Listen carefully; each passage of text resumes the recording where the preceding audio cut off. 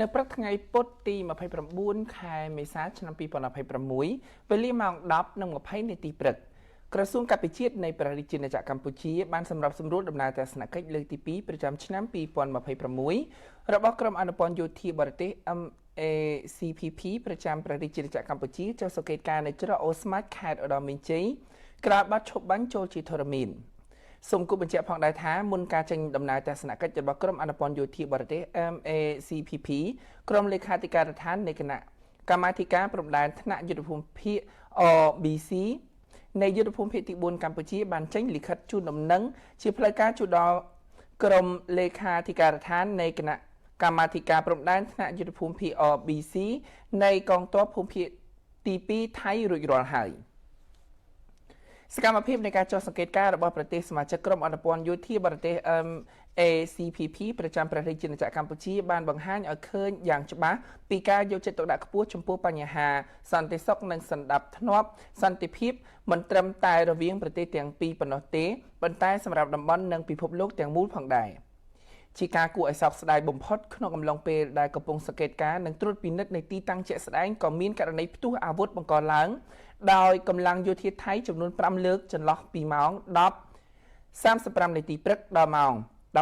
11:09នាទីដោយបានបាញ់កាំភ្លើងប្រភេទ M79 និងប្រភេទ M16 សរុបចំនួន9គ្រាប់ជាមួយគ្នានេះកងកម្លាំងរបស់កម្ពុជាបាននឹងកំពុងបន្ត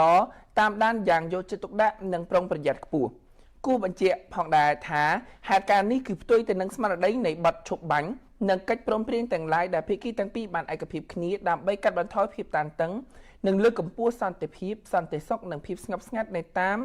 បណ្ដោយព្រំដែនក្នុងនាមជារដ្ឋដែលគោរពច្បាប់និងមានការទទួលខុសត្រូវខ្ពស់កម្ពុជាប្រកាន់ខ្ជាប់នៅការដោះស្រាយចំនួនដោយសន្តិវិធីហើយការសម្រេចបាននូវសន្តិភាពយូរអង្វែងរវាងប្រទេសយើងទាំងពីរដែលរួមចំណែកដល់សន្តិភាពស្ថិរភាពនិងឯកភាពក្នុងអាស៊ានគឺទាមទារការបដិញ្ញាចិត្តយ៉ាងពិតប្រាកដនិងការគោរពពេញលេញចំពោះច្បាប់អន្តរជាតិធម្មនុញ្ញអាស៊ានក៏ដូចជាសន្ធិសញ្ញានិងកិច្ចព្រមព្រៀងដែលមានស្រាប់ទាំងអស់ដែលចងភ្ជាប់យើងក្រសួងកាពិជាតិនៃព្រះរាជាណាចក្រកម្ពុជាសូមបញ្ជាក់សារជាថ្មីនៃការបដិញ្ញាចិត្តយ៉ាងម៉ឺងម៉ាត់ក្នុងការគោរពនិងអនុវត្តយ៉ាងពេញលេញខ្ជាប់ខ្ជួននៅសេចក្តីប្រកាសរួមនៃកិច្ចប្រជុំពិសេសលើកទី3នៃគណៈកម្មាធិការព្រំដែនទូតកម្ពុជាថៃ GBC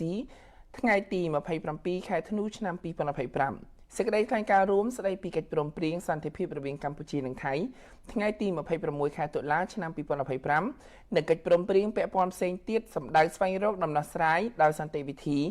យុត្តិធម៌និងយូរអង្វែងស្របតាមច្បាប់អន្តរជាតិក៏ដូចជាសន្ធិសញ្ញានិងកិច្ចព្រមព្រៀងដែលមានស្រាប់រវាងប្រទេសទាំងពីរ